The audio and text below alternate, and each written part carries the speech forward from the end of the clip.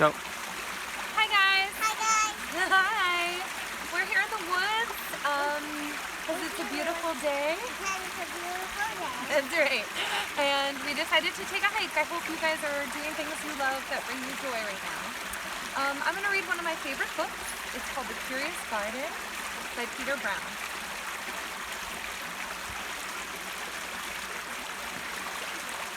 Sorry, baby. There once was a city without gardens or trees or greenery of any kind. Most people spent their time indoors. As you can imagine, it was a very dreary place. However, there was one boy who loved being outside. Even on drizzly days while everyone else stayed inside, you could always find Liam happily splashing through his neighborhood. It was on one such morning that Liam made several surprising discoveries. He was wandering around the old railway, as he did from time to time, when he stumbled upon a dark stairwell leading up to the tracks. Do you want to point to me? Show everybody? The railway had stopped working ages ago, and since Liam had always wanted to explore the tracks, there was only one thing for the curious boy to do. Don't toss the book in the water. Liam ran up the stairs, pushed open the door, and stepped out onto the railway. The first thing he saw was a lonely patch of color. Wildflowers and plants were the last things he had expected to find up there. But when he took a closer look, it became clear that the plants were dying. They needed a gardener.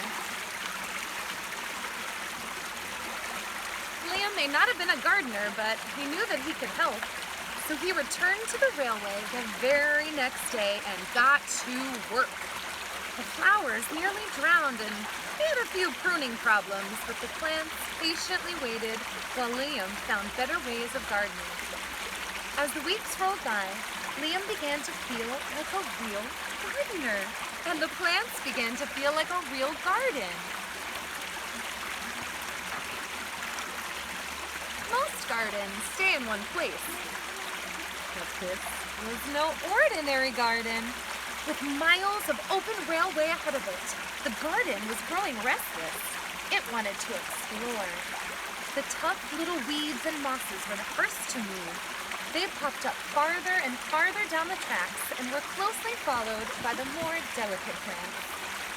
Over the next few months, Liam in the Curious Garden explored every corner of the railway.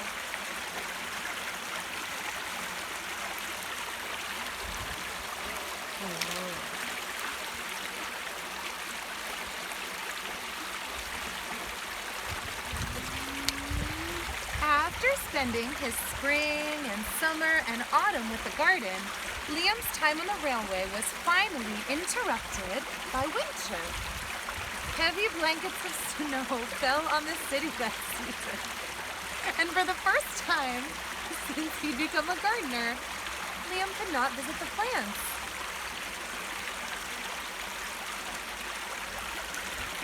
Rather than waste his winter worrying about the garden, Liam spent it preparing for spring. After 3 cold months, the snow finally began to melt, and Liam rolled his new gardening gear over to the railway.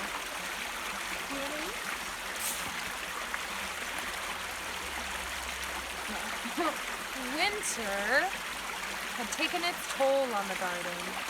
But thanks to Liam's planning, his handy new tools, and a little help from the sun, the plants soon awoke from their winter sleep.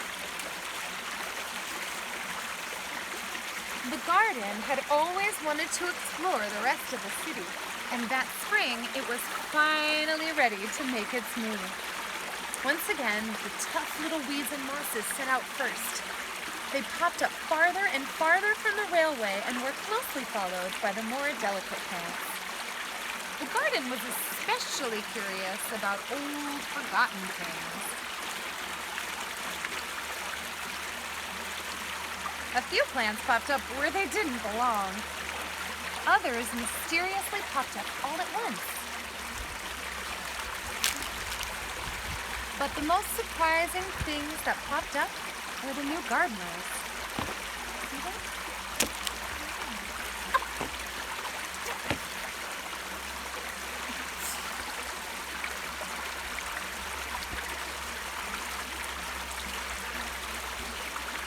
No, believe it.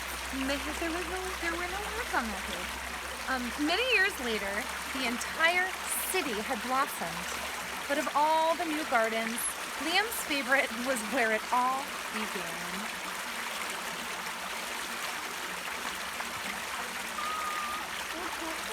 Thanks for sharing one of my favorite stories with us. I hope to see you guys soon. Bye. Say bye, Arya.